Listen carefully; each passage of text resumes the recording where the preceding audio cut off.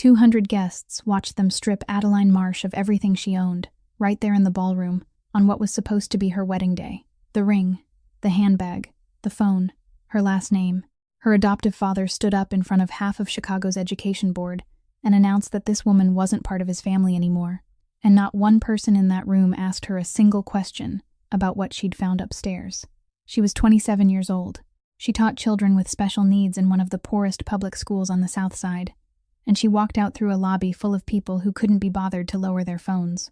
The only thing they let her keep was her father's necktie, the one he'd handed her on a Tuesday afternoon, 19 years ago, and never came back for. Then she sat down on the hotel steps and stayed there for 3 hours, while every guest who left that day stepped around her like she was a puddle on the sidewalk. Every single one of them, except a man in a wheelchair.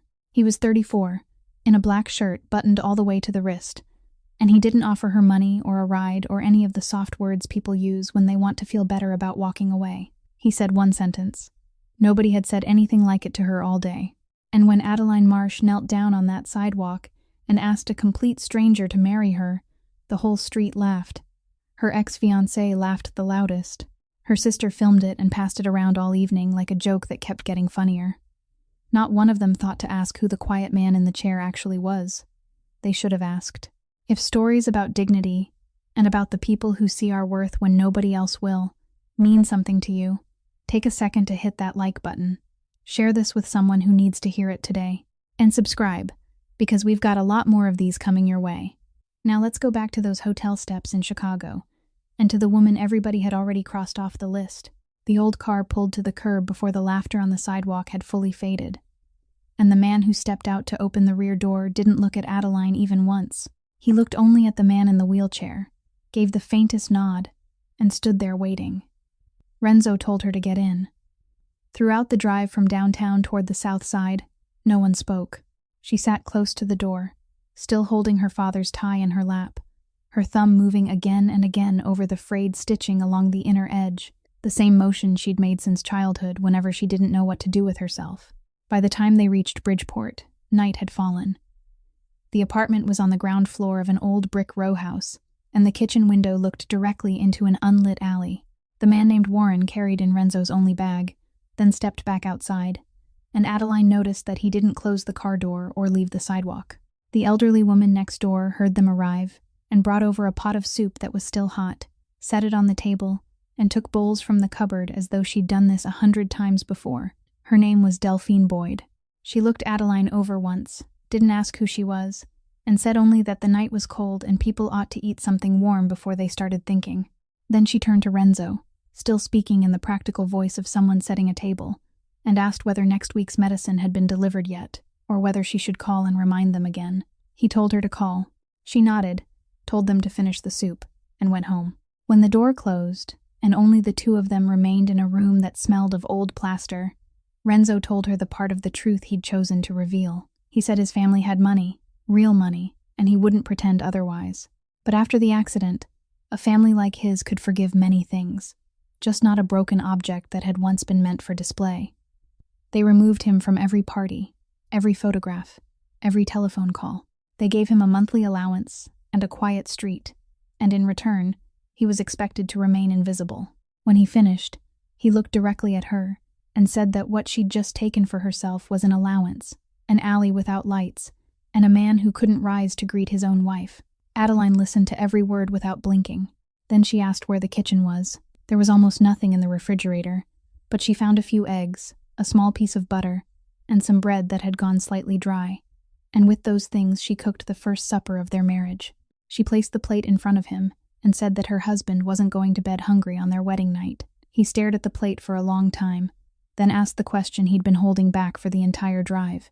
He asked why she'd knelt down. He said she hadn't known his name, hadn't known who he was, and a woman like her didn't kneel before a wheelchair unless she was running away from something or running toward something. She sat in the chair across from him, remained silent for a while, then said that the entire city had looked at her that day as though she were a scandal, as though she were something that had fallen from a pocket and no one could be bothered to pick up. Only he had looked at her as though she were a human being. She said she was 27 years old, and it was the first time in her life anyone had looked at her that way on the very day she needed it most. That night, She slept on the couch in the living room, and the next morning she woke before the sky had fully brightened. She carried a bag of trash toward the back door, and then she stopped. In that dark alley, a line of people stood waiting. An old man in a coat dusted with flour, the owner of the bakery on the corner, held a stack of wrinkled papers in his hands. A young laborer had been cheated out of 3 months' wages by his employer. A mother stood with eyes swollen from crying because her son had been arrested for something she swore he hadn't done. They didn't speak to one another. They simply stood there, silent and patient, the way people waited outside the doors of a church. Warren opened the kitchen door, and one by one, they went inside. No one called Renzo by his name. They called him something else, a word Adeline had to hear 3 times before she understood it clearly. Padrino. And every person who came out of that kitchen stopped before leaving, bent down, and kissed the back of his hand. When the last of them had disappeared at the far end of the alley, she stood in the doorway and looked at him. He told her that the people in this neighborhood had been asking his family for guidance since his grandfather's time, that now he had nothing left to lend them but the family name, and whenever someone came to ask, he listened. She nodded. She poured him a cup of coffee, set it on the table, and didn't ask another question. But from that morning on, she began to count. That night, after every light in the house had gone dark and the traffic on the main road had begun to thin, Adeline opened the door to the shared hallway of the building, lowered herself onto the bottom step, and dialed the telephone number she knew better than her own address. The long-term care center where her younger brother lived was 11 miles to the west, and she'd called there at this hour every night for 7 years, even on nights when she was so exhausted she could barely lift her hand. The nurse on duty recognized her voice before she'd finished half a sentence and said Jonah was still awake, that he wouldn't go to sleep, that he kept staring toward the door. Adeline asked her to turn on the speaker. There were footsteps moving along the hallway at the other end of the line, the soft roll of a hospital bed's wheels, and then silence. She knew her brother was lying there listening. She brought the phone closer to her mouth, and she began to sing. It was the song their mother used to sing, an old song she'd hum while washing dishes in the cramped kitchen of the apartment they'd once rented, a song both children had known before they were old enough to go to school. Adeline's voice wasn't beautiful. She went slightly off-key in the middle, as she always did, and she didn't correct herself, because their mother had always gone off-key in that exact place too. She sang very softly, almost in a whisper, because the hallway carried echoes and because she didn't want anyone in the building to hear. She finished the first verse, then paused for a beat, and in that silence, 2 faint taps sounded against the metal rail of the bed at the other end of the line. She closed her eyes. Then she kept singing until the song was finished. She told him she'd had something to take care of that day and had come home late, that she'd visit tomorrow, that he should go to sleep and stop watching the door. Then she wished him good night and ended the call. She didn't get up right away. She remained there in the dark hallway, both hands resting on her knees, the phone's black screen lying in her palm. And she sat like that for a very long time, not crying, only sitting, until her fingers began to grow cold. Inside the apartment, beyond the half-closed door, Renzo had heard everything from the first ring. He didn't turn on a light. He didn't wheel himself out. He sat in the darkness of the bedroom, facing the wall that separated him from the hallway, and listened to a woman whom the entire city had watched kneel on a sidewalk, sing her younger brother to sleep over the telephone as though that day had never happened. When he heard her rise, he rolled his chair farther back into the room and pretended to be asleep. The next morning, after Adeline had left for the bus stop, Warren arrived as usual, with a stack of papers beneath his arm, and Renzo spoke before the man had even taken his seat. He said he wanted the boy's entire medical bill at the center on the west side paid in full, all at once, and he wanted it done before the end of the week. Warren didn't answer immediately. He placed the papers on the table, pulled out a chair, sat down, and only then spoke. He said a large sum of money appearing from nowhere was never truly from nowhere, that she was a teacher, not a fool, that she'd call the center, ask who had paid, trace it backward, and within a week she'd be standing in front of him with a question he didn't yet know how to answer. Then Warren lowered his voice and added a second thing, the thing he still didn't want to say inside that house. He said that the moment her name became tied to Renzo's money, it would appear on the same list as his, and the person who'd cut the brakes on his car before was still out there, still reading lists like that. Renzo said nothing. He turned the ring on his little finger once, then stopped and lowered his hand. He stared through the kitchen window into the unlit alley for a long while, long enough for Warren to believe he'd abandoned the idea. Then he spoke. He said not to pay the bill. He said to buy him time, not buy him a lie. Warren asked how much time he wanted, and Renzo said as much as it took, so long as the boy didn't have to leave his bed, and so long as his wife never learned why. That night, after Adeline had fallen asleep on the couch in the living room, Warren returned. He didn't ring the bell. He simply stood at the back door, and the wheelchair was pushed out of the apartment so quietly that not a single floorboard made a sound. The place they went was only a few blocks away, a bakery that had closed at dusk, its sign dark and the curtains drawn tightly across the front windows. They went around to the rear entrance, through a narrow hallway that still carried the lingering scent of baked flour, and into a back room with a long wooden table and several low-hanging lights. 6 men were already there. They'd arrived long before, and not one of them had taken a seat. They stood with their hands folded in front of them, silent, until the door opened and Warren pushed the wheelchair to the head of the table. Not one man looked down at the chair. That was something Adeline would never have understood had she been there, because throughout that entire day in the hotel lobby, every person's eyes had fallen on the wheelchair before they rose to the face of the man sitting in it. Here, they didn't. Here, 6 grown men looked Renzo directly in the face and waited. He didn't greet anyone. He didn't remove his coat. He placed both hands on the arms of the chair, and he spoke. His voice was low, so low that the man standing at the far end of the table had to lean forward. He named an educational consulting firm, Whitmore & Cole, and said that every contract they held with the city's school districts contained a clause requiring honest records, and that those records hadn't been honest for years. He said that tomorrow, before business opened, the breach provision in the entire contract package was to be activated.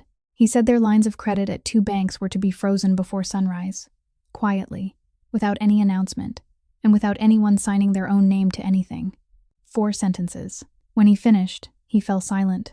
A man standing near the far end of the table, the youngest among them, cleared his throat and opened his mouth to ask whether Renzo meant every contract, or only the largest ones. Warren cut him off before the question was fully spoken. He said Renzo didn't speak twice. The younger man closed his mouth, gave a single nod, and no one in the room looked at him again. Renzo offered no further explanation. He didn't say why. He didn't say who stood behind the company. He didn't mention what had happened in a hotel lobby that afternoon. The 6 men in the room didn't ask. Warren turned the chair around, and they had nearly reached the door when Renzo raised one hand and lightly stopped the wheel. He turned his head and looked across the entire room. He said there was one more thing. He said there was a man named Trevor Blake, and no one was to touch him. No one. Not today. Not next month, not in some alley after he staggered home drunk. He said that if anyone disobeyed, he wouldn't punish Trevor. He would punish the man who disobeyed. Then he added one more sentence, and it was the only sentence that night in which his voice carried something different. He said his wife was a teacher, that she taught children, and that she hadn't married him to become the wife of a man with blood on his hands. All 6 men nodded together, and no one spoke. The wheelchair passed through the back door, through the narrow hallway that still smelled of baked flour, and disappeared into the dark street. The next morning, Gerald Whitmore woke in his large house on the north side of the city to the sound of the telephone ringing before 6 o'clock. The first caller was the head of his company's legal department, his voice unsteady, as he said that emails had arrived from 3 school districts at the same time, all using the same wording and citing the same clause. The second caller was the manager of his bank branch, a man who'd sat beside him at charity dinners for years, and this time he spoke very briefly. He said the credit lines had been suspended, that he wasn't permitted to explain further, and that he was sorry. Deborah Whitmore stood at the top of the staircase in her robe and asked her husband what was happening. Gerald didn't answer.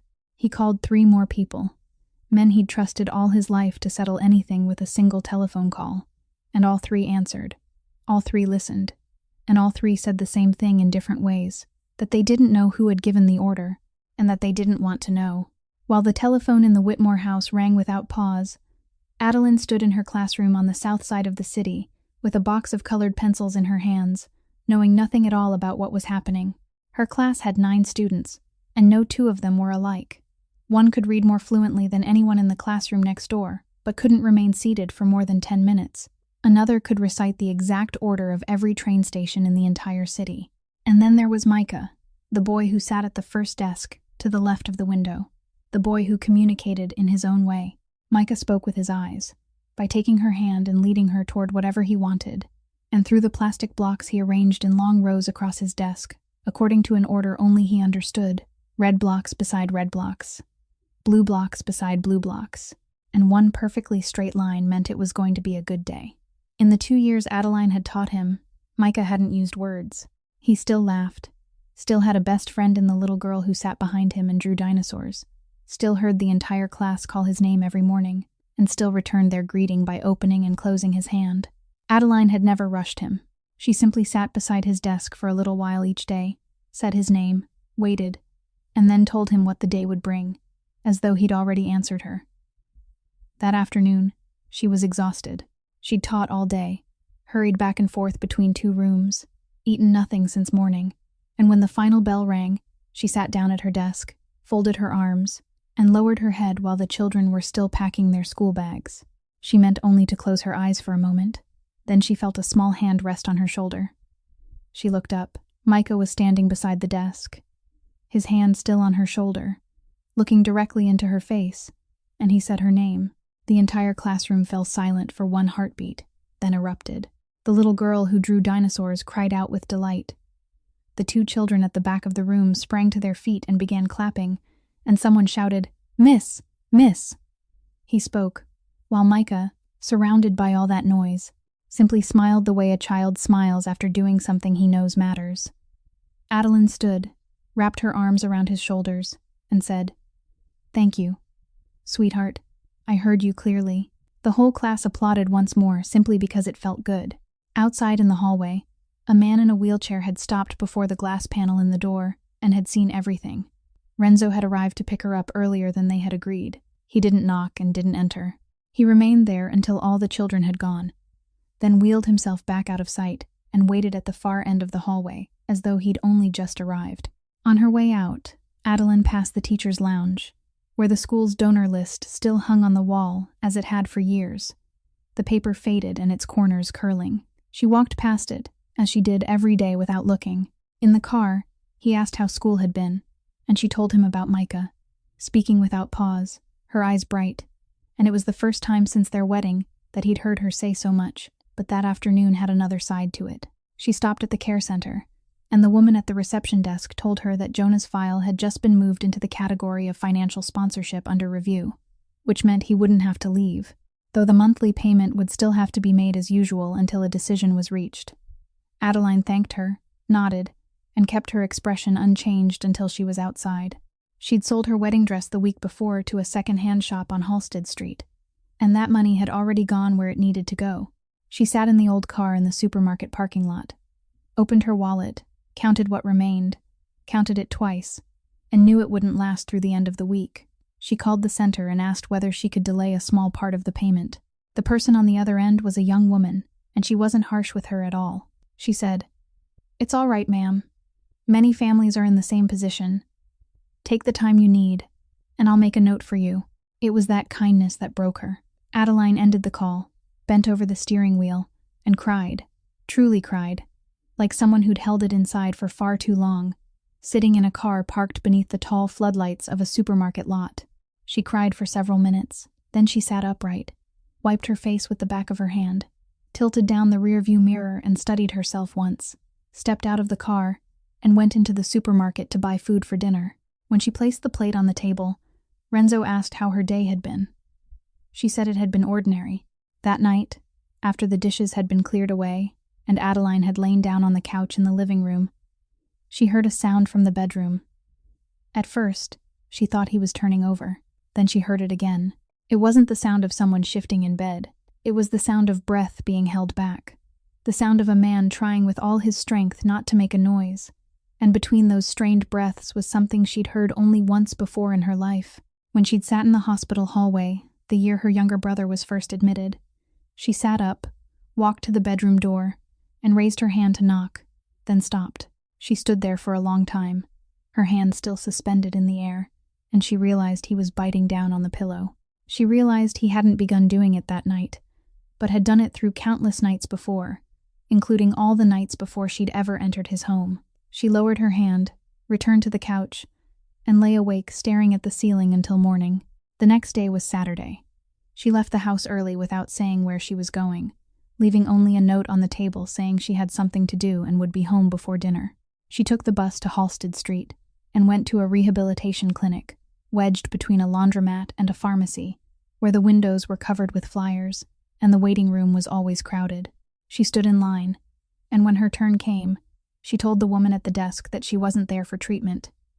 She said she wanted to learn. They told her there were no classes there. She said she knew that she wasn't asking for a class, only for permission to watch.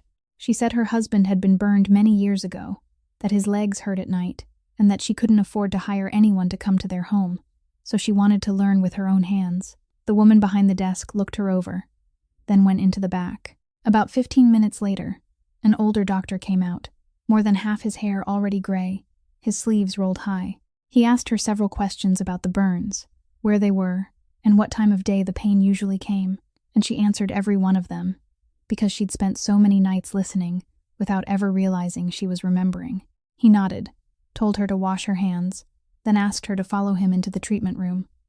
She remained on her feet for the entire day. He showed her how to place her hands along the bands of scar tissue, how to feel for the places where the tissue beneath had adhered, how to press in the direction of the fibers instead of across them, and how to use the strength from her shoulders rather than her wrists, because her wrists would give out before the patient found relief.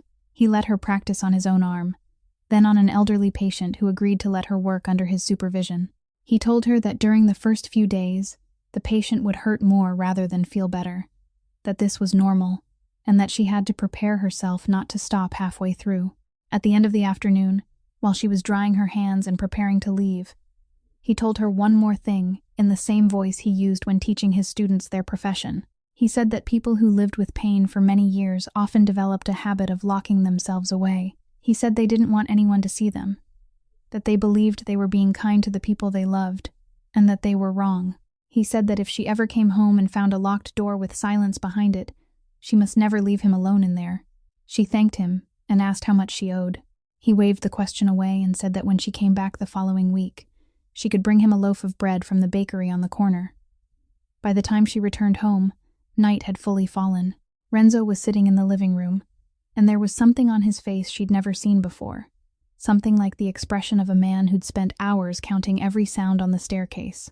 Before he could ask where she'd been, she walked straight into the bedroom, pulled down the blanket, and told him to lie on his stomach. He asked what she intended to do. She handed him the pillow and told him to bite down on it because the beginning was going to hurt. When her hands settled over the scarred place and pressed down exactly as she'd been taught throughout the day, his entire body went still. He turned his head to look at her and asked who had taught her to do that. She didn't stop moving her hands. She said that was where his wife, the one who'd left the house for the entire day, had been. The invitation was delivered to the apartment one afternoon in the middle of the week, and Warren placed it on the table without saying anything more than that the old lady had warned him that if her grandson didn't attend, she would come to Bridgeport herself and sit on the sidewalk until the neighbors were forced to ask what was wrong. Every year, the Castellano Family Foundation held a fundraising gala, and that year the proceeds were to go to the city's children's library. Renzo looked at the invitation for a long time, then told his wife that it was time for her to see the family that had cast him aside.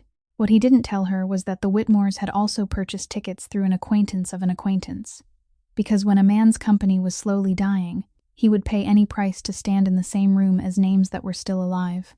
That evening, when the car stopped before the brightly lit steps, 2 attendants approached to help push the wheelchair, and Adeline shook her head. She placed her own hands on the handles of her husband's chair and pushed him inside herself, through the foyer, through the crowd, beneath the gaze of everyone in the room. A murmur rose near the wine table, loud enough for her to hear, and a woman's voice asked whether this family could no longer afford even someone to push a wheelchair. Adeline stopped, turned toward her, and said in the most ordinary voice that gold held in one's own hands couldn't be snatched away, "Ma'am." Then she continued walking. At the far end of the room, seated in a high-backed chair with armrests like a small throne, was Rosaria Castellano. She was past 80, her back still perfectly straight, and when Renzo was brought before her, the entire room seemed to lower its voice. She looked her grandson over once, then turned her eyes to Adeline, and she didn't soften her voice in the slightest. She asked whether this was the public school teacher whose video the whole city had been passing from hand to hand. She said the Castellano name had stood in that city since the days of her husband's grandfather, that some people waited months for the privilege of sitting at the same table as this family, and yet her grandson had picked up a woman from a hotel sidewalk, a woman whose own blood relatives had publicly disowned her before a crowd. She said she didn't know whether she ought to feel pity or shame. She said that at least before this, the family had only one disgrace, but now it had two, and the second disgrace could walk and speak. Somewhere behind them, someone laughed softly. Adeline didn't blush. She didn't argue a single word in defense of herself.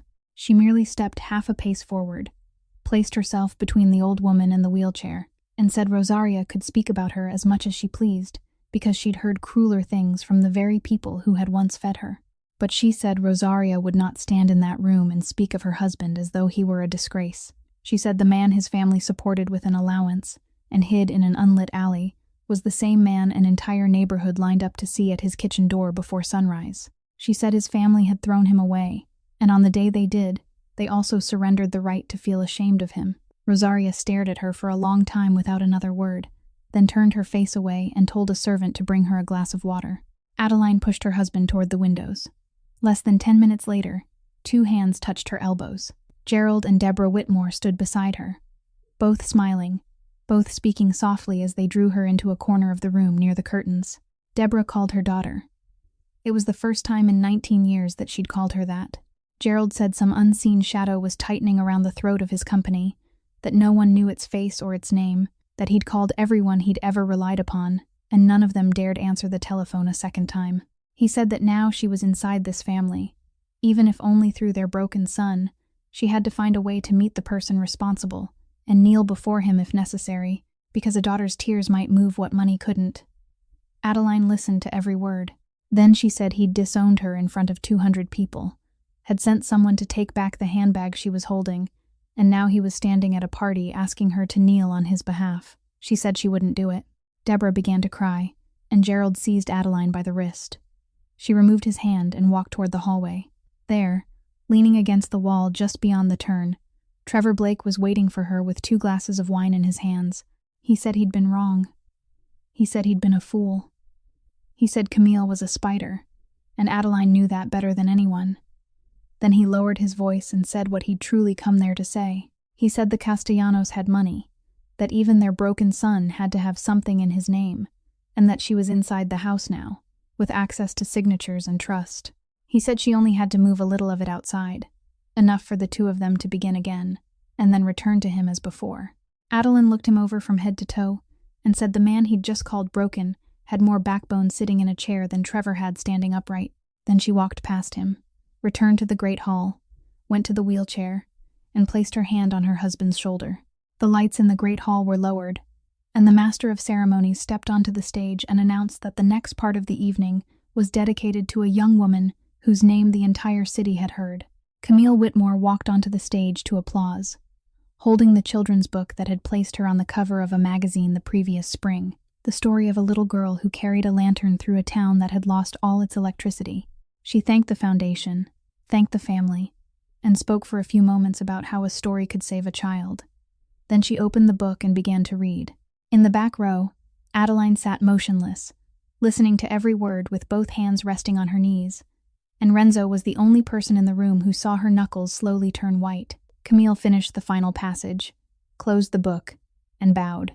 The room erupted in applause, and in the middle of that applause, Adeline stood. She didn't raise her voice, but the hall carried an echo, and she said that the story they had just heard had been stolen, and that the woman who had just bowed was the person who had taken it.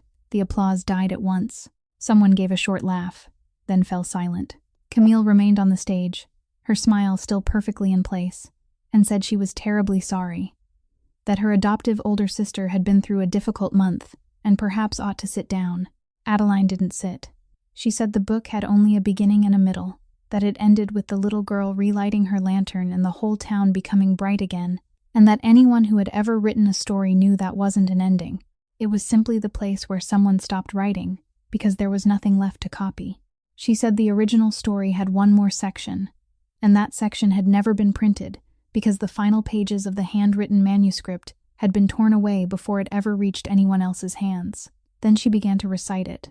She stood in the middle of the hall without holding a page, without looking at anyone, and spoke from memory the part that no one in that room had ever heard. It was the part where the little girl realized that her own lantern wasn't bright enough for the entire town. So she went from house to house, knocking on every door and using her flame to light each lamp one by one, and in the end, her own lantern ran dry and went dark, but the whole street was shining. Adeline finished the passage in the same steady voice, and when she stopped, not a sound could be heard anywhere in the room. Camille stood on the stage, and for the first time that evening, her smile was no longer sitting where it belonged. Then came the sharp sound of a cane striking the wooden floor. Rosaria Castellano rose from the high-backed chair at the far end of the hall, and the servant walking behind her carried a flat box. She moved slowly toward the center of the room and placed the box on the table beneath the lights. Inside was a bundle of yellowed pages tied with string, written in pencil in the hand of a child, the letters large and slanted, with places that had been erased and written again.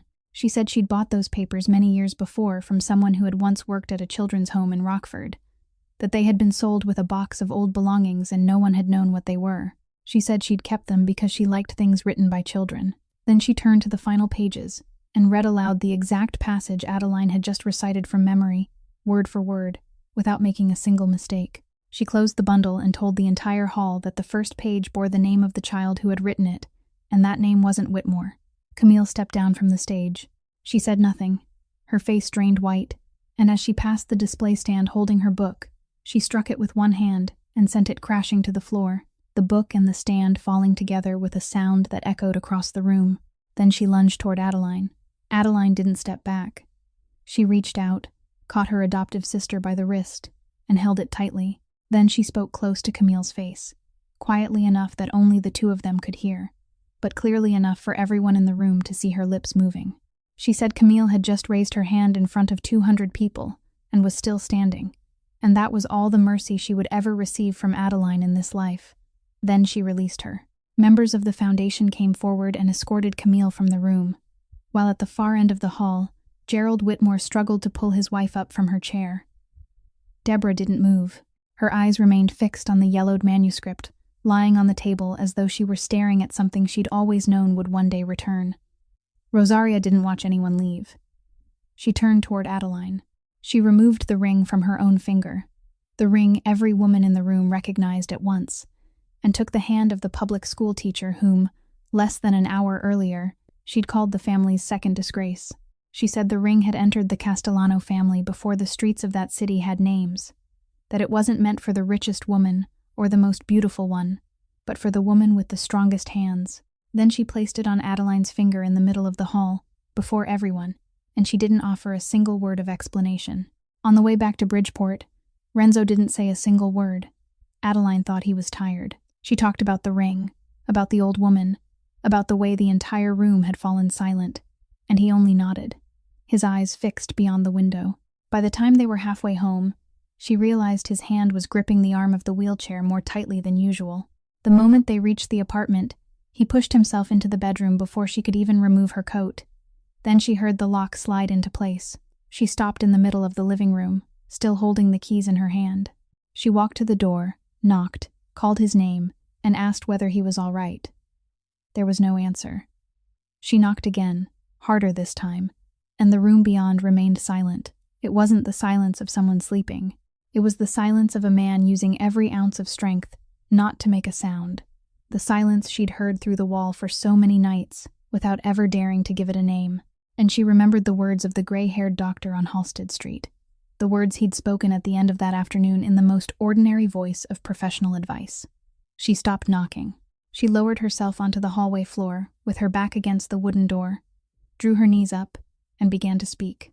She said she wasn't going anywhere, that he could leave the door locked if he needed to, but she would sit there until morning if that was what it took. Then she told him. She told him about the night her mother died. She said she'd been 9 years old, that they had taken her mother away while it was still dark, that the Whitmores had brought the 2 children into their home only a year earlier, and that they had warned her no one in that house was allowed to make a scene. She said that night she'd gone into the bathroom at the end of the second-floor hallway, the only room in the house with a lock on the inside, fastened it, turned the faucet on as loudly as it would go, and sat on the tiled floor crying until she had no breath left, because she was afraid that if anyone heard her, they would think she was a troublesome child and send her back. She said she'd done the same thing for years. Whenever something happened, she went into that room, locked the door, and turned on the water. She said she understood perfectly what it felt like to believe you were being kind to other people by locking yourself away. She said she'd believed that too, until the day her younger brother was in the hospital and she sat alone in the hallway all night, and she realized that the person outside the door was suffering just as much, only suffering alone. Her voice remained steady. She didn't cry, and she didn't plead. She spoke for nearly an hour, sometimes falling silent for long stretches, sometimes saying only a few words, and she didn't know whether he could hear her inside. Then the lock slid back. The door opened, and Renzo was sitting directly behind it, leaning forward, his face wet with sweat, looking at her like a man who had been swimming for a very long time through freezing water. He told her the pain came at night, almost every night, and that it had been coming that way for 6 years. He said that during the first years, he still screamed, and the people in the great house heard him, and he saw their faces at breakfast the next morning, and those expressions were harder to endure than the pain itself. He said that after that, he'd learned to close the door. He said he'd told himself he was doing it so no one else would have to listen, and until that night, he'd still believed it. Adeline didn't rise. She sat on the floor directly in front of him, placed both hands on his knees, and said that from that night forward, there would be one law in that house. No door would ever be closed between the two of them again. Not one, not for any reason. She said the pain would still come. She knew that, and she wasn't making him any promises about it. But from then on, whenever it came, it would have to face 2 people instead of 1, and she'd fought things larger than that with far less. He lowered his head until his forehead rested against her hands, and for a very long time, he said nothing. Then he asked whether she was tired. She said she was. He said, "Then come inside. Don't sleep on the couch anymore." It happened on a weekend evening, when Adeline came home later than expected after taking bread to the doctor on Halsted Street. Warren wasn't at the front door as he usually was, so she went around to the back and entered through the kitchen. From the hallway, she heard voices coming from the room behind the bakery, and she stopped in the doorway. Inside stood a man of about 50, his hair neatly combed and his coat expensive, and he was crying. He cried like a man who knew his tears were the only thing he had left to offer. He said he would pay. He said he only needed more time. He said some investments had gone badly. He said this was a matter of business, not deception. Everyone in the neighborhood had heard his name. He was the man who had taken the retirement money of 3 families living in the last few blocks of the street and promised them returns no one could possibly promise. Renzo sat at the head of the table with both hands resting on the arms of his wheelchair. He didn't raise his voice. He showed no anger at all. He allowed the man to say everything he had to say until he had emptied himself of words, and only then did Renzo ask a single question. He asked whether the man had ever thought about the elderly woman in the first apartment of the row, the woman nearly 80 years old, whom he had stripped of everything. Not whether he had thought about her after he was discovered. Whether he had thought about her when he sat in his car on the street below and rang her doorbell for the first time. The man opened his mouth, then closed it again. He couldn't answer. The entire room remained silent for several breaths. Then Renzo raised one hand, turned the ring on his little finger exactly twice, and gave Warren a single nod. That was all. No one rose. No one touched the man. There wasn't a sound louder than the scrape of a chair moving across the floor. They escorted him to the door, and he walked out on his own. Over the following 2 days, the house in his name was seized under the exact terms of the mortgage agreement he himself had signed. His car was repossessed for missed payments, his accounts were frozen after 3 petitions were filed on the same morning, and his financial advisory license was suspended after the board received a file no one knew who had sent. Everything was done within the law. Not a single signature was missing, and the name Castellano appeared nowhere. Adeline had stood in the kitchen doorway and watched everything from beginning to end. That night, she said nothing. The next morning, she placed a cup of coffee in front of her husband and asked him who he was. Renzo didn't ask what she had seen. He didn't explain, didn't defend himself, and didn't say a single word to soften what had happened the night before. He only told her to get her coat. Warren drove them to a cemetery on the northwest side of the city, and Adeline pushed Renzo herself along the stone path until they stopped before a grave bearing his father's name. He sat in silence for a while before he began to speak. He said his father had led the family before him. He said there was one thing his father had forbidden absolutely, something he'd forbidden since he was still a very young man, even when others told him he was turning away from the deepest current of money. He said his father had upheld that prohibition for the rest of his life, and that he'd died because of it one evening while returning home, though people had called it a robbery gone wrong. Renzo said he'd been very young then, younger than she was now, and they had placed him in that chair of authority because there was no one else left who carried the family name. He said he'd kept his father's prohibition exactly as it was, without loosening it even slightly, even when people within his own house told him that the times had changed. Then he spoke about the night on the overpass. He said it hadn't been an accident. He said the car had been prepared before he ever climbed into it. Then he remained silent for a long time, and at last he told her the thing he'd hidden longest, the thing even Warren had heard him say only once. He said that after 6 years, he still didn't know who had given the order. He said he knew only one thing for certain, that the person had sat at the same table with him during holidays, that the person might even have embraced him at his father's funeral. He said that was why he'd left the great house, left every party, and sat quietly in an unlit alley for 6 years, listening. When he finished, he turned his wheelchair and looked directly into her face. He said she now knew everything she needed to know, and he wouldn't ask her to stay. He said that very afternoon he could have papers drawn up, that she could leave with half of everything he owned, that no one would trouble her, no one would come looking for her, and she could take her younger brother anywhere she wished in the entire country. Adeline listened to all of it. Then she said she wasn't taking half. She said what she was taking was the line his father had drawn, the line Renzo hadn't crossed once in 6 years. She said that from then on, she would stand on that line beside him, and if the day ever came when he meant to cross it, the first person he would have to cross would be her. The cold came early that season, and one Sunday afternoon, while Renzo was out with Warren, Adeline decided to straighten the wardrobe in the bedroom, something she should have done long before. The closet was nearly empty. A few dark shirts hung at even intervals, along with 2 sweaters and a pair of shoes that had never been worn. She took down the coat hanging farthest inside so she could wash it, and when she draped it over her arm, she heard paper rustling in the inner pocket. She pulled out a thick brown envelope, its folds still crisp, its sealed edge never opened. She sat on the side of the bed and opened it. Inside were photographs. They had been taken from a distance, in parking lots and outside the entrance of a building, and the people in those photographs were Trevor Blake and Camille Whitmore. Beneath the photographs were copies of financial statements, transfer records marked with yellow ink, sums of money leaving an account in her name and entering an account belonging to Gerald's company. At the upper corner of the first page, there was a date, the day before her wedding. She sat motionless for a long time with the papers resting in her lap. Then she set them down and reached into the deepest drawer of the wardrobe for the box she had intended to clear out next. Inside that small wooden box was only one thing, a silver St. Christopher medallion, its back worn almost smooth, its chain broken in one place and repaired with a ring of a different color. Adeline knew that repair. Her mother had made it herself with a ring taken from a broken necklace when Adeline was still a child, and she used to joke that the saint now walked on 2 different legs. Adeline sat on the bedroom floor with the medallion in her palm until she heard a key turning in the front door. When Renzo was pushed into the room, she was sitting on the edge of the bed, the papers placed to her left, and the wooden box open to her right. He saw them both, and he couldn't speak. Adeline asked the first question. She asked whether he knew who the medallion belonged to. He said he did. He said that for 6 years, that was all he'd known, and he hadn't known anything more. Then she told him. She said she'd been 21 that winter, working the night shift at a diner, and that evening the last bus had left her at the beginning of the overpass, forcing her to walk. She said there had been a car ahead of her that had struck the barrier and burst into flames, that people had stopped and formed a circle around it, and that no one moved closer because everyone knew what might happen.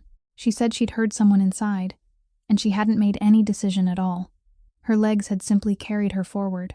She said the man had been much heavier than she was, that she'd dragged him by his collar and by his arms, that her hands had slipped after a short distance, and that she'd pulled again, screaming as she dragged him, until 2 men finally ran forward to help her. She said that when they laid him on the pavement, his eyes were still open, and she'd taken off her mother's medallion, pressed it into his palm, and told him to hold on to it, because she didn't know what else she could give him to hold on to. She said she'd believed it had been lost that night. She said she'd mourned it for an entire year, Renzo listened to everything without interrupting her once. And when she stopped, he said he'd spent 6 years looking for her. He said he'd awakened after one surgery after another, and the only thing he could remember was a face bending over him against a wall of fire. He said he'd sent men to question everyone who'd been on the overpass that night, and all they had ever brought back was a name from the employee badge of a diner that had since closed. He said that by the time they finally found her, she was already wearing another man's ring. Then he looked down at the papers lying on the bed. He said he'd carried that envelope with him to the hotel that day. He said he'd gone there to stop the wedding. He said he'd sat in the lobby for nearly 3 hours, from the time the staff were still arranging the flowers, counting every person who passed him, and each time he considered asking someone to take the envelope upstairs.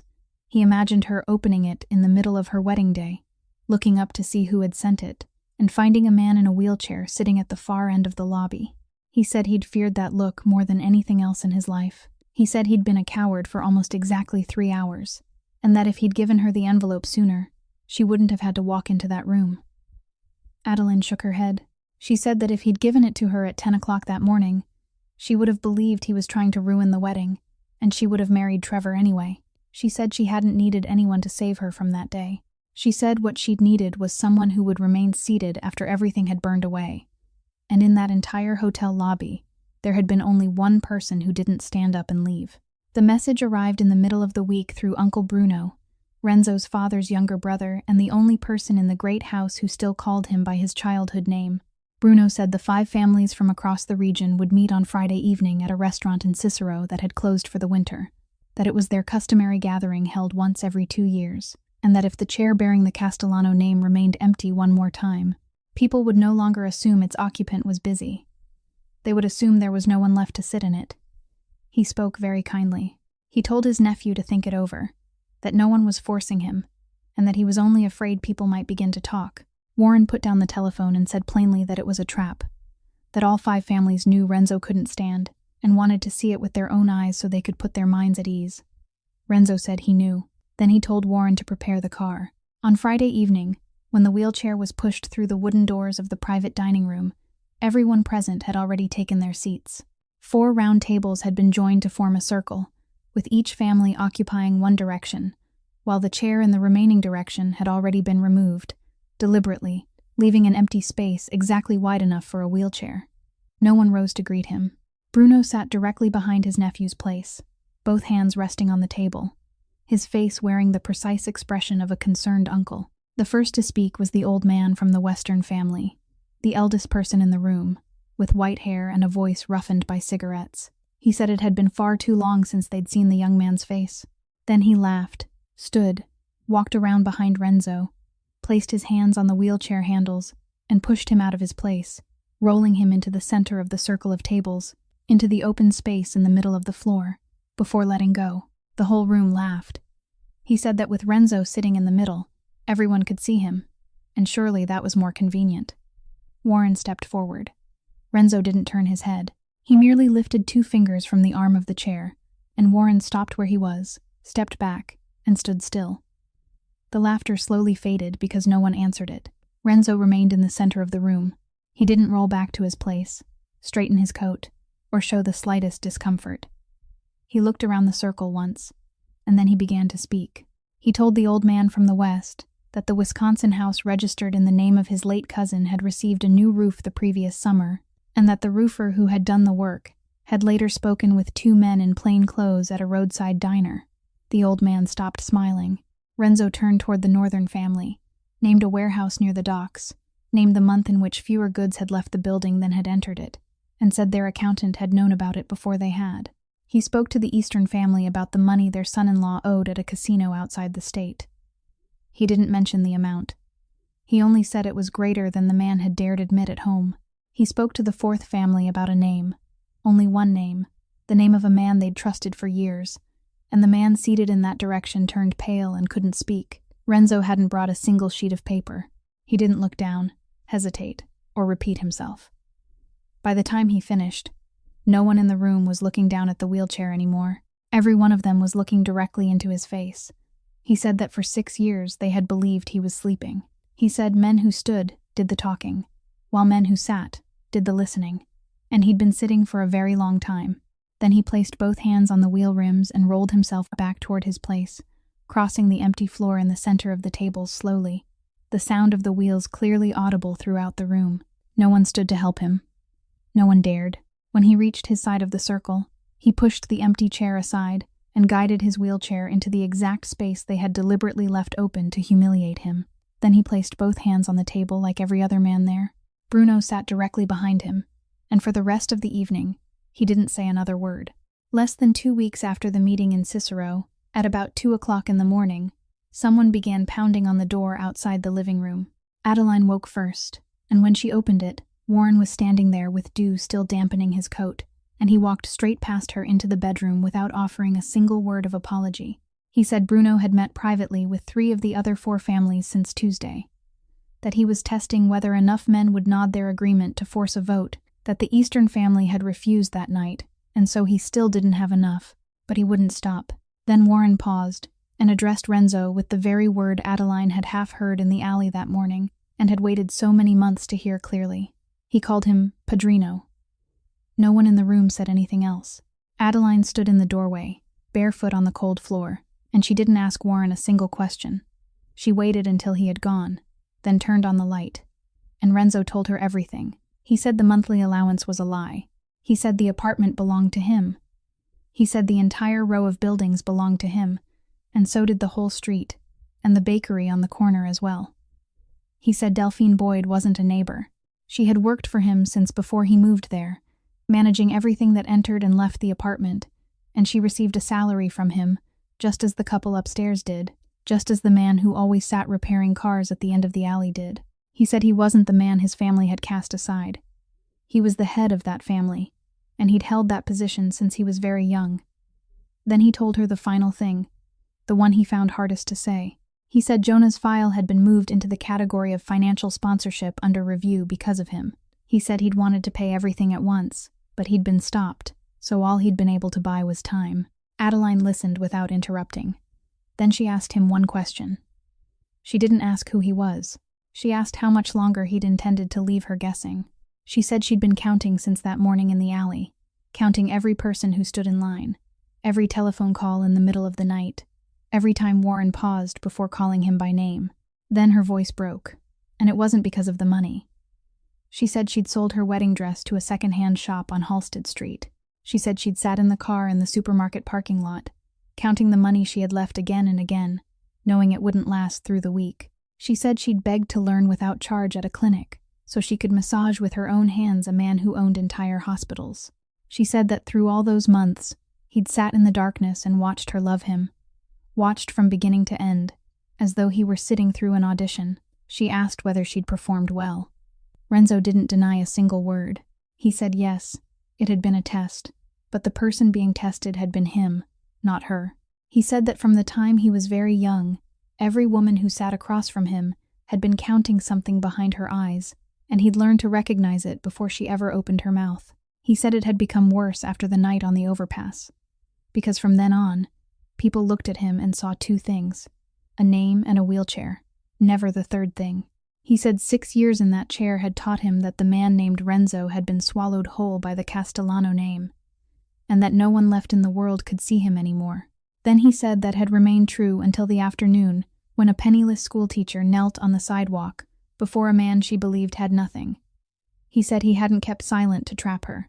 He'd kept silent because, for the first time in his life, someone had seen him, and he was terrified that the moment money entered the room, that man would disappear once again. Adeline didn't answer. She went into the bedroom, took her coat and her cloth bag, and walked out before dawn. For the next 3 days, she slept in the vinyl chair beside her brother's bed at the center on the west side. During the day, she continued teaching, and every evening she returned there, while the night nurse asked no questions and simply brought her another blanket.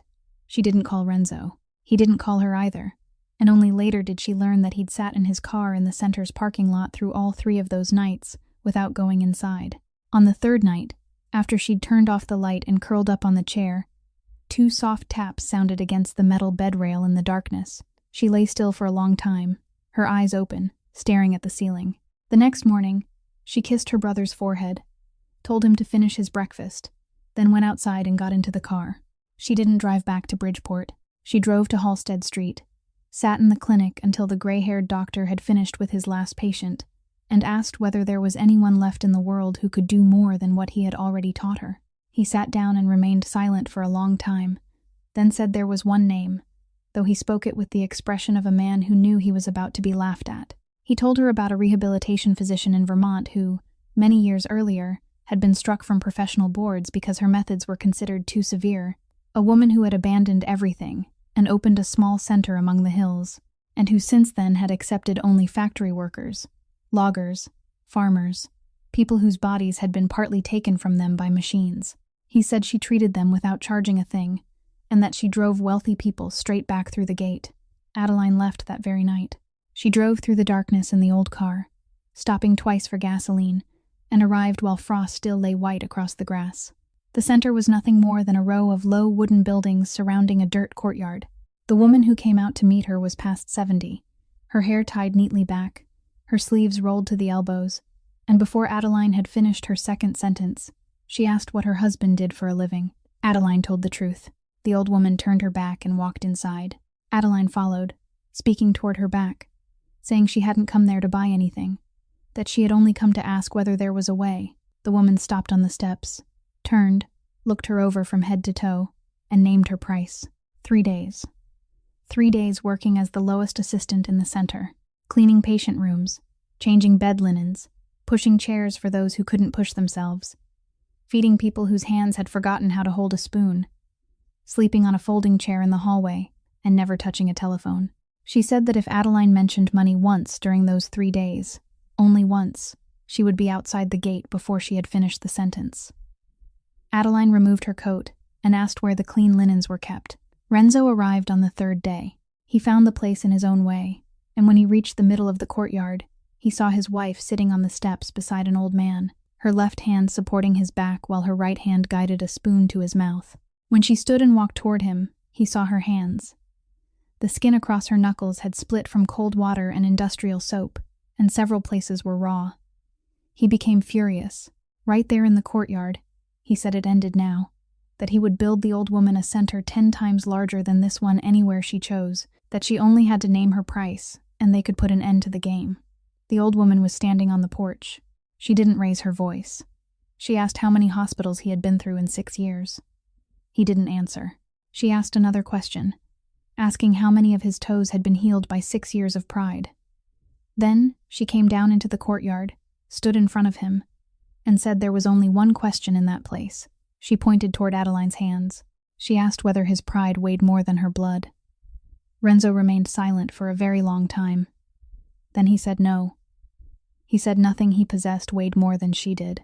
The old woman gave a single nod, then told him the truth before he had time to feel hope. She said the fire had killed the pathways in his legs but hadn't destroyed all of their roots, that those roots were still asleep, and what was asleep could be awakened, but no one else could awaken them for him. She said 14 weeks.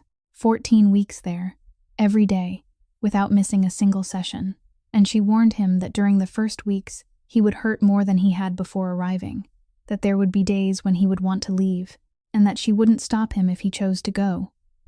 He asked what the odds were. She said she wasn't a salesman and had no number to give him.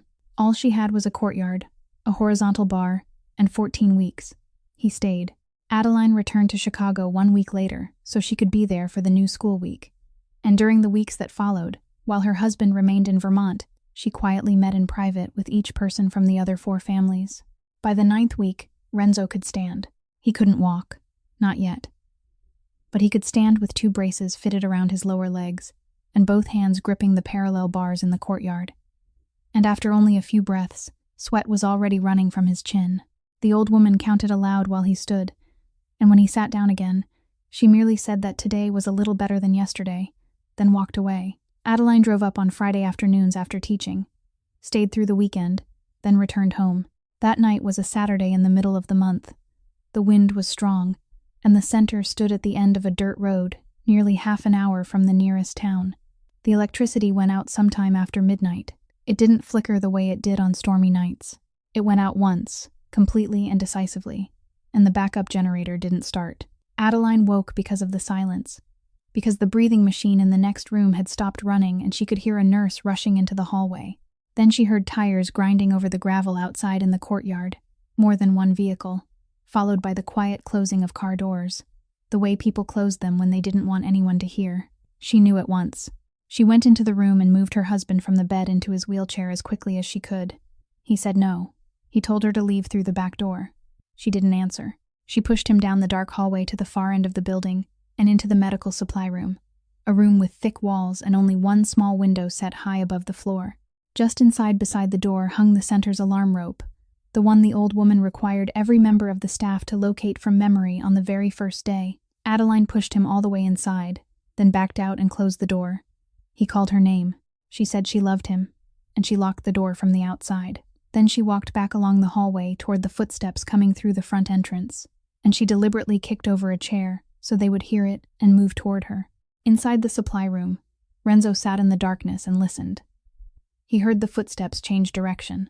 He heard her say something at the other end of the hallway in a calm voice, the same voice she used when speaking to a frightened child. Then he heard her cry out. He pushed the wheelchair beside a table positioned against the wall. The rope hung about 3 ordinary steps away for a man who could walk. Renzo didn't have 3 steps. He hadn't had even 1 step in 6 years. He gripped the edge of the table with both hands, pulled himself upright, and stood. There were no braces, no parallel bars, no one counting for him. His knees trembled violently, and his entire body pitched forward. And then he walked. On the first step, his left foot came down on the cold concrete floor and held.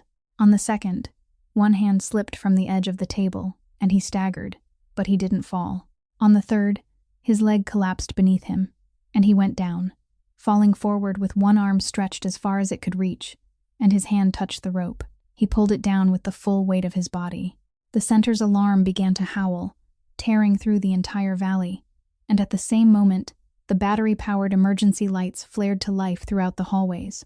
There were footsteps running back toward the courtyard, the sound of car doors, tires screaming along the dirt road, and then sirens approaching from the road ahead. Warren's vehicles, the men who had followed Adeline there that afternoon without her knowing. It ended outside in the courtyard, beyond the sight of everyone inside that row of wooden buildings. Adeline ran down the hallway, her hands shaking so badly that she had to try twice before she could fit the key into the lock. She opened the supply room door and saw her husband lying face down on the concrete floor, the wheelchair standing alone at the far end of the room several steps away from him, while his hand still clutched the alarm rope. He was crying, not because of the pain. He cried like a man who had just been given back something he had buried with his own hands a very long time ago. He lifted his face toward her and said in a broken voice that he'd walked 3 steps. He said it again, then once more, that he'd walked 3 steps. Adeline, 3 steps. She knelt on the concrete floor beside him, slipped one hand beneath his head, and spoke the words he'd said to her on the hotel steps that day, when she'd still been the woman the entire city had been so quick to erase. She said she'd just watched a man walk into the fire and come back out of it on his own 2 feet. What kept Adeline awake during the days that followed wasn't what had happened in the hallway, but one very simple question. No one knew which weekends she traveled to Vermont. Warren knew, but Warren was the man who had sent cars to follow her that afternoon. She went back over every link in the chain: who received the mail, who accepted the medicine, who called to confirm the room, and in the end, only one person remained. Before she had the chance to ask, Delphine Boyd came to the school herself one Wednesday afternoon and waited outside the gate with her cloth bag held against her chest. The moment Adeline stepped outside, she said she'd come to tell the truth before someone else told it for her. The 2 women sat down on a stone bench in the schoolyard. Delphine said that several months earlier, someone had come to her home. They hadn't threatened her. They had simply placed a medical file on the table. It belonged to her grandson, a child waiting for a bone marrow transplant at one of the city's major hospitals, and the woman behind all of it held a seat on the board of that very hospital. Delphine said they hadn't asked her to do anything important. They had only asked which days of the month, asked about the hours, asked when the apartment would be empty.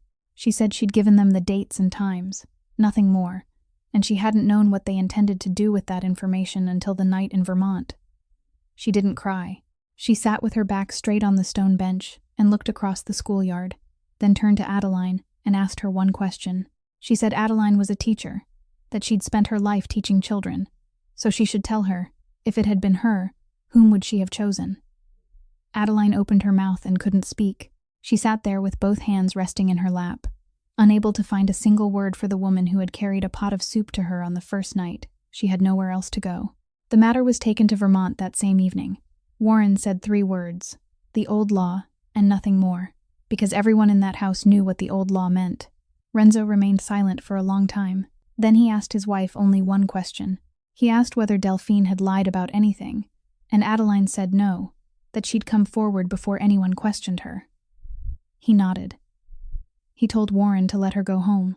He said the family would cover the child's hospital expenses, all of them, and if anyone on that board created difficulties, Warren was to tell him. Then he added one sentence that left Warren standing motionless for several seconds.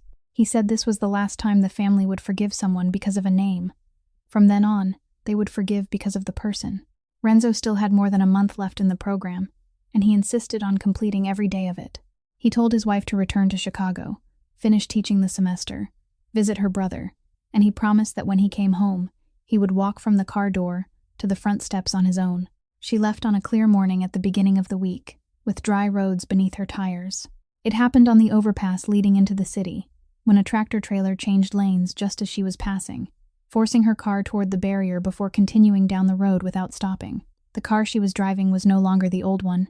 After the gala, Warren had quietly replaced it with another car that was just as faded and just as ugly, but its frame had been reinforced and its windows weren't made of ordinary glass, and he'd never told her. She survived, but she lay unconscious in a private room under strict guard. That evening, the news reported an accident involving a tractor-trailer on the overpass, but mentioned only that the driver had been rushed to an undisclosed facility in critical condition. Renzo flew home that very night.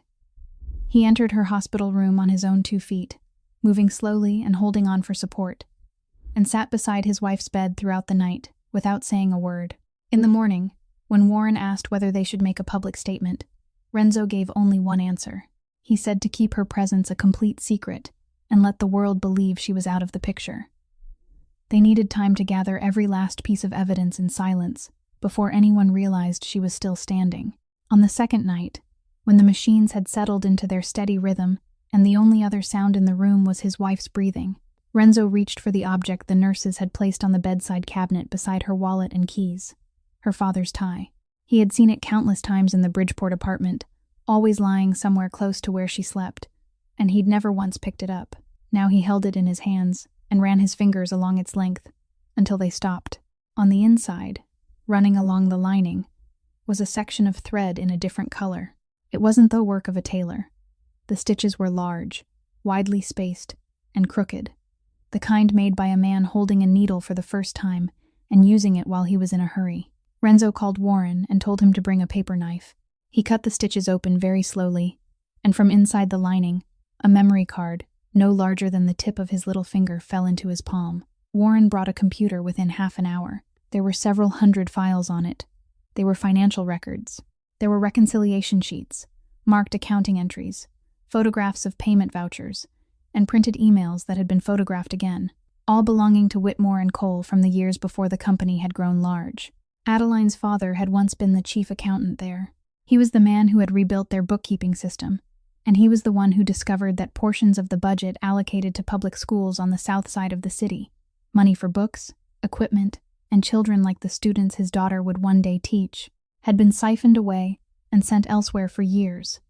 One of the files contained a draft complaint addressed to the school district's inspector general, dated but never sent.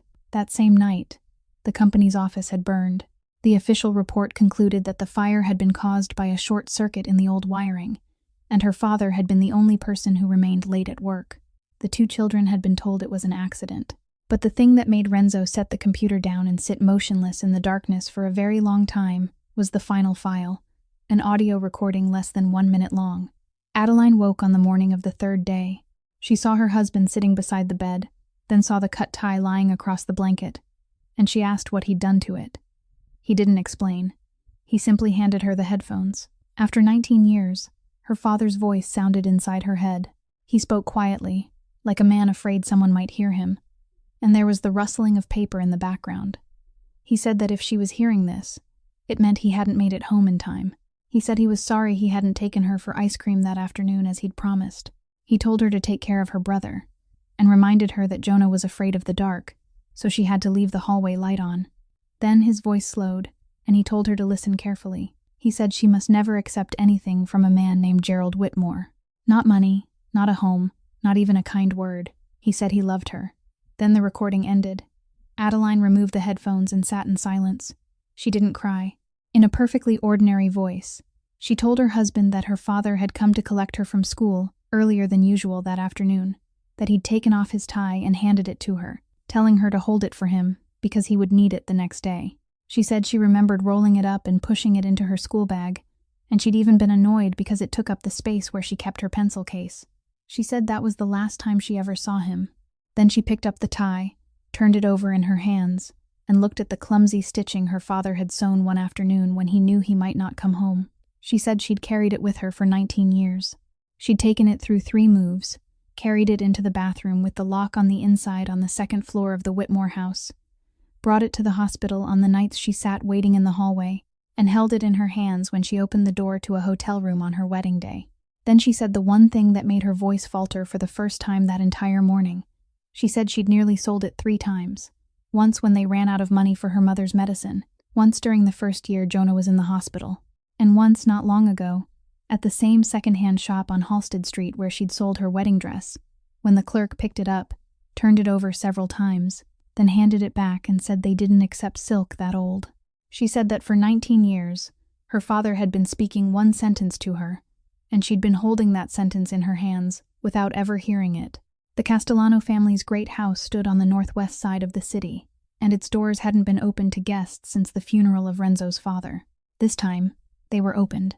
There were no invitations, and no public announcement, only a brief line on the Charitable Foundation's news page, saying that the family would hold a small memorial on Sunday afternoon, and that relatives wishing to offer their condolences should make contact in advance. Renzo remained in a room at the back of the house, and he didn't correct a single word anyone believed. The Whitmores were brought into the house under the pretense of a private settlement meeting arranged by Renzo's trusted men. Gerald wore a dark suit. Deborah wore dark glasses and carried a handkerchief, and Camille walked between them. All 3 sets of mourning clothes were brand new, their store creases still sharp. Trevor Blake followed several steps behind.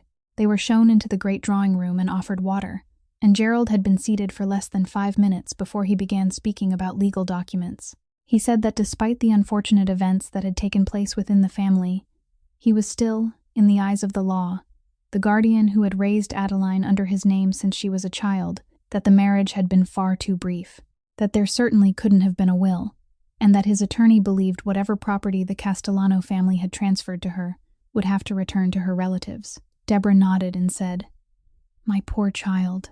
Camille sat silently with both hands resting in her lap. Then the drawing room door opened. Adeline walked in, her temples still bandaged, calm and composed. She moved slowly, but she walked without help. Deborah gave a cry and covered her mouth. Gerald sprang to his feet so suddenly that he knocked over the glass of water on the table. Camille didn't move, and that was the only detail Renzo, sitting in the corner of the room, fixed in his mind. Adeline didn't shout. She didn't accuse anyone. She walked to the low table in the middle of the room, placed a small audio player upon it, and pressed the button. Her father's voice filled the drawing room of a house he had never once entered. Everyone listened to that recording of less than a minute, all the way to the moment when he warned her never to accept anything from a man named Gerald Whitmore, and when his voice faded, no one spoke. Adeline then placed the printed files on the table. She said her father had built the accounting system for the company, that he had discovered money intended for public schools on the South Side had been siphoned away for years, and that he had written a complaint but hadn't lived long enough to send it. Then she revealed the final truth, and she did so in the calmest voice she had used all afternoon. She said adopting 2 orphan children hadn't been an act of kindness. It had been the fastest way to close an investigation, because no one would suspect the man who had taken in the children of the dead. Gerald began to speak, loudly, saying it was slander and that he would sue. In the middle of his sentence, Deborah collapsed back into her chair. She removed her dark glasses. There were no tears on her face, only the expression of someone who had finally released something she had held for too long, until her hands had lost all feeling. She said, "I can't bear this anymore. Then she began to talk. She spoke about the night 7 years earlier, the night of the incident that had left Jonah in the hospital. She said the vehicle involved had been registered to her family. She said the person behind the wheel that night had driven away and returned home. And she had been the one who opened the door. She said her husband had paid to blur a single line in the report, only one line, and from the following day onward, no one had asked another question. She said that for 7 years, she had eaten at the same table with 2 daughters, while one child lay on the west side of the city unable to speak, and the other sat inside their home eating the finest portion of every meal, and she had remained silent. She turned toward Camille and said, "I'm sorry, my child, but I can't carry this into the grave." Camille stood. She said her mother had gone mad. She said it 3 times, each time louder than before, and no one in the room answered her. Adeline didn't look at her. She looked down at her own hands for a moment, then raised her head and asked her adoptive sister only one question. She asked whether, during all those 7 years, on the evenings when Adeline cooked for her, on the days when she saved the meat for Camille because Camille said she was hungry, she had ever once thought about the boy lying on the west side of the city. Camille couldn't answer. Gerald was arrested that same evening before his car had even passed through the gates. Trevor remained standing in the drawing room, and Warren handed him a sheet of paper and a pen. The document stated that he would repay every cent he had taken from Jonah's care fund, in installments, for the rest of his life. He looked at the paper. He looked at the pen. He didn't take it. Bruno didn't wait long. Believing Adeline was permanently incapacitated, and that his nephew was broken and isolated in Vermont, he moved swiftly. For 2 days, he went from house to house, convincing the other families that Renzo's household had completely collapsed, that his wife was out of the picture, and that an empty chair must be filled. This time, he had enough support. 3 of the 4 families nodded their agreement. The vote was scheduled for Thursday evening at the same restaurant in Cicero that had closed for the winter, and the tables and chairs were arranged exactly as they had been before, except that this time no space had been left for the Castellanos. Bruno sat there instead. He had spoken only a few sentences about family honor and the need for someone to step forward and bear the burden. When the wooden door opened and Adeline walked in, she came alone. No lawyer, no letter of authorization, no one at her side. In her hands, she carried only a small audio player and 3 envelopes. Bruno laughed and asked who had allowed this woman inside. Then he told the room that this was the very thing his nephew had dragged home. A public school teacher whose own adoptive parents had thrown her into the street in the middle of her wedding. A girl of uncertain origins who knew when to kneel and how to climb into the bed of a crippled man. No one laughed with him. Adeline placed the 3 envelopes on the table and pushed them in 3 different directions. She said that during the previous weeks, she'd visited their homes, one by one, in broad daylight, and she'd brought no money and spoken no threat. She said she'd simply done what she did for a living, placed the truth on the table and allowed people to read it for themselves. The 3 men opened the envelopes.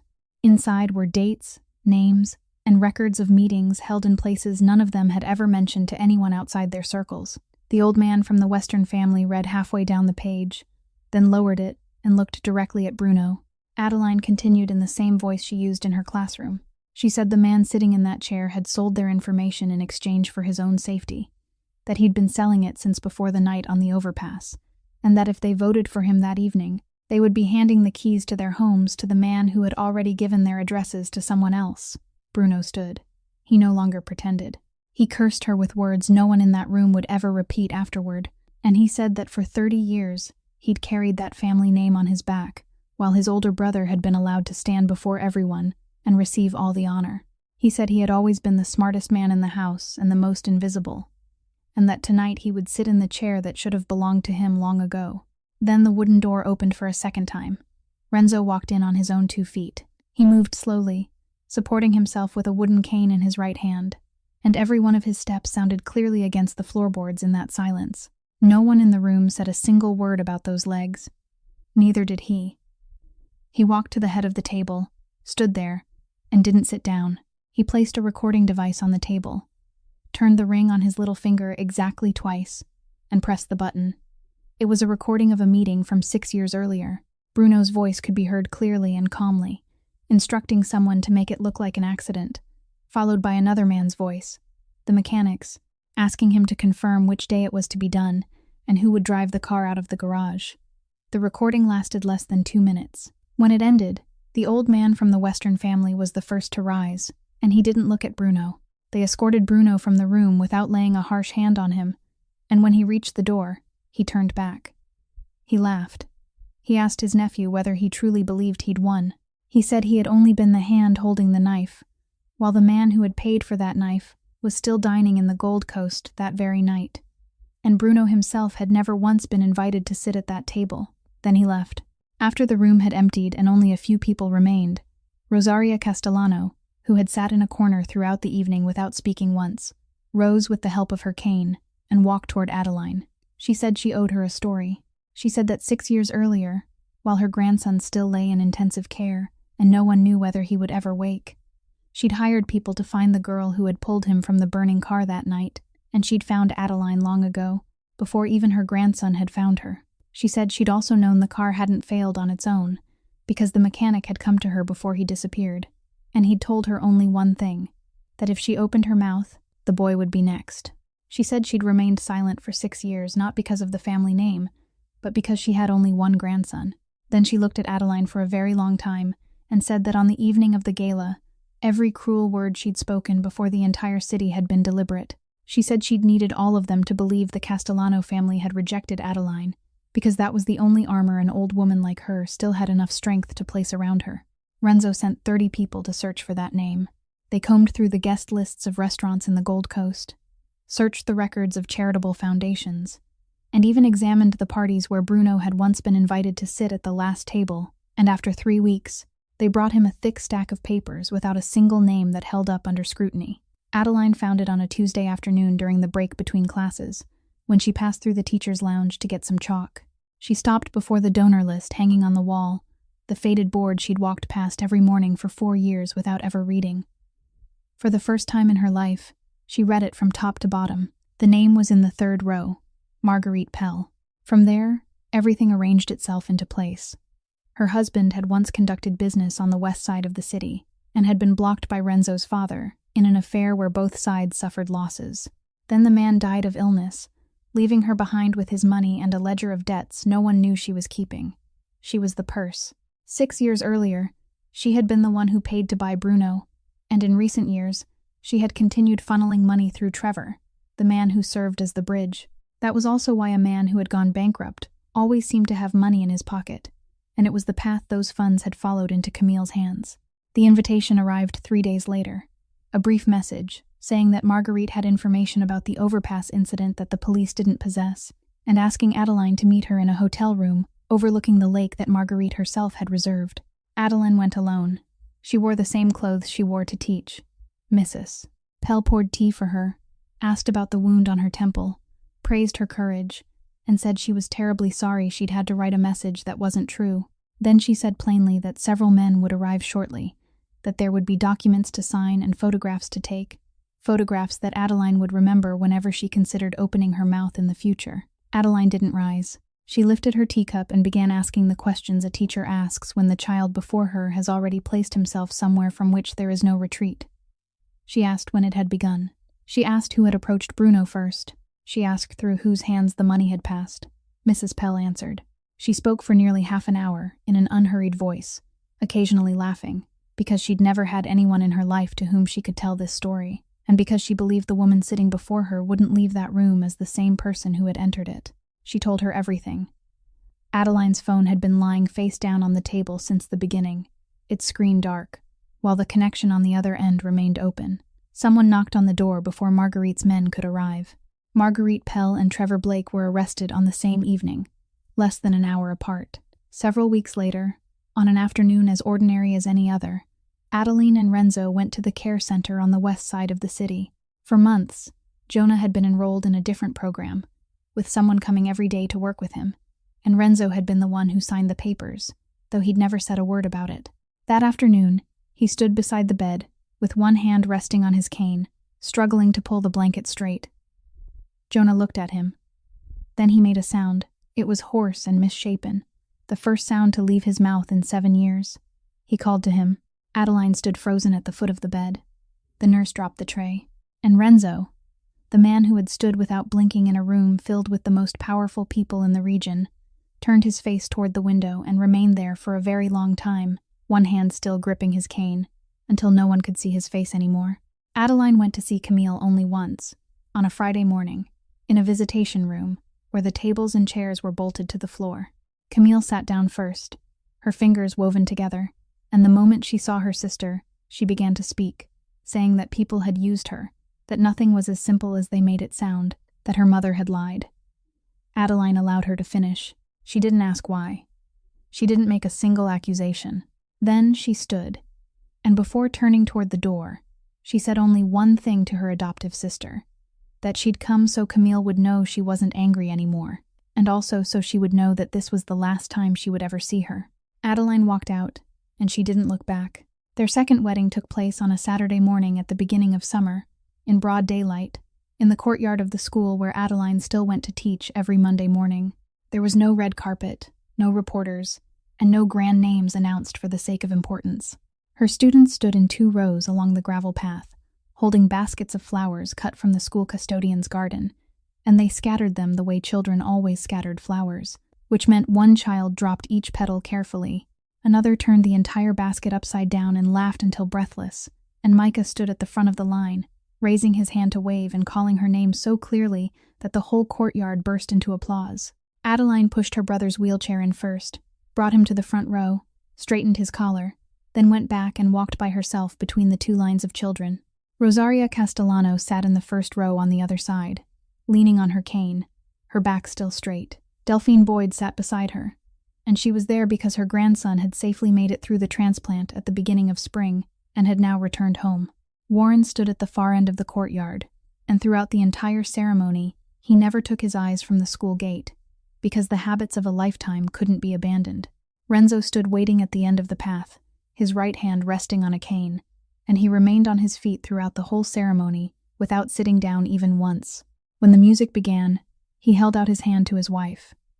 He danced slowly, very slowly, the cane still in his right hand, and his left hand resting against her back. Each time he shifted his weight onto his left leg, his jaw tightened slightly. But he didn't stop. He had promised her this in a ground-floor apartment overlooking an unlit alley, back when they were both counting every last dollar, and he kept his word. That autumn, a scholarship fund bearing the names of her parents was established for students attending public schools on the south side of the city, providing scholarships as well as the assistive equipment those schools had always been forced to beg for. Adeline didn't stop teaching. On the Monday morning after the wedding, she was still in her classroom before the bell rang. Deborah Whitmore was taken to a charitable center in the suburbs, where she was given a room and real work, cleaning and cooking for people who had no one left. Adeline told her that this was the inheritance she was returning, so Deborah could learn what Adeline had learned at her feet from the age of 8, that even when a person was small and unseen by everyone, that person was still human. This story leaves us with 3 very simple truths. A person's worth doesn't lie in the possessions they own or in the legs that carry them, but in the way they treat others when no one is watching. Blood doesn't make a family, kindness does. And sometimes the person who stays beside us is the greatest stranger of all. And forgiveness doesn't mean going back, because releasing resentment is meant to lighten our hearts, not to reopen a door that once made us bleed. If today's story touched your heart, please press the like button and share it with the people you love. And don't forget to subscribe to the channel so that every day you can join us in listening to more meaningful stories. How do you feel about Adeline and Renzo? Please leave a few words in the comments below. We truly want to hear the feelings that come from the deepest place in your heart. We wish every one of you listening abundant health, a joyful life, and peace in each passing day. Goodbye for now, and we'll see you again in the next video.